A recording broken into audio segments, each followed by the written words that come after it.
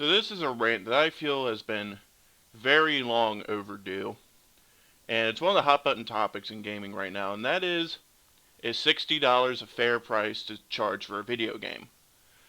With all the microtransactions and DLC, season pass, and all that cut crap from video games today, you would definitely think that $60 would not be a fair price for a video game. Um, there was some uproar. It was one of the hot button topics actually really coming into this gaming generation was $60 going to be enough for rising development costs and whatnot to cover a good video game. I want to point everyone who believes that $60 is not enough to the indie direction of The Witcher 3 Wild Hunt. If this game has got to be like the most perfect golden standard game I think has come out in the past several years.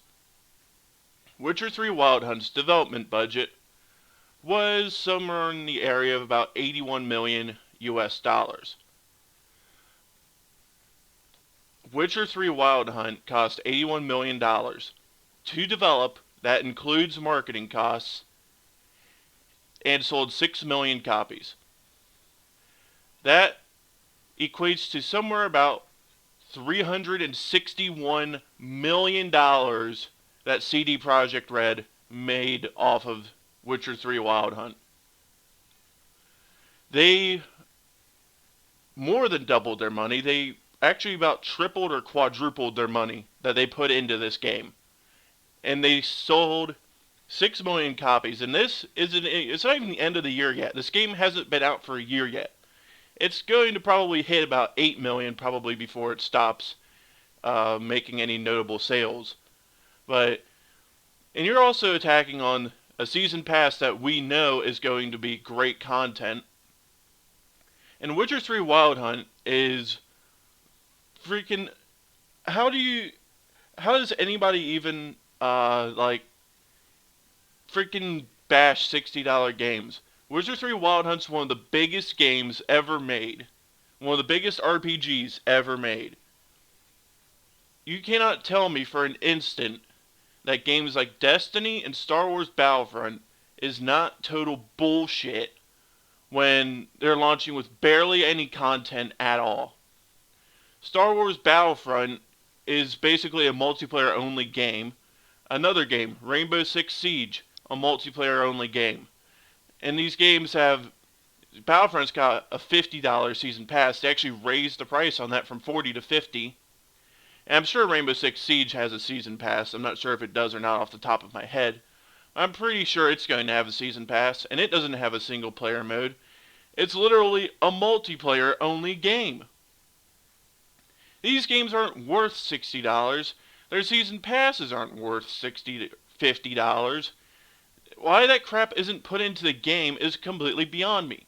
Witcher 3 Wild Hunt has shown that you can make a huge game for a decent amount of money, and if it's a good quality game, and it will sell. It's going to sell if it's a good game, and then you will make money. How this shit isn't happening, and people aren't seeing CD Projekt Red, probably the best developer out there right now, and aren't saying, hey, let's do what those guys are doing. Let's actually make a great game.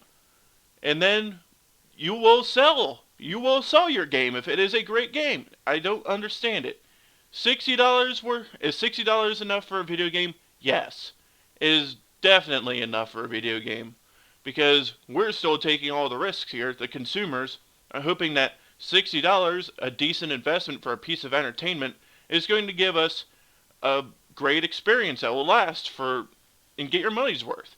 A game like Star Wars Battlefront, basically multiplayer shooter on something probably like 8 or 9 maps at launch, is going to get boring quick. We saw it with Titanfall. Even though I still think Titanfall is a very good game, you can definitely make an argument that it's not worth $60. I highly doubt Star Wars Battlefront will be. Destiny sure as shit wasn't when it came out. You get the freaking point. $60 is definitely where we should still be in terms of video game prices.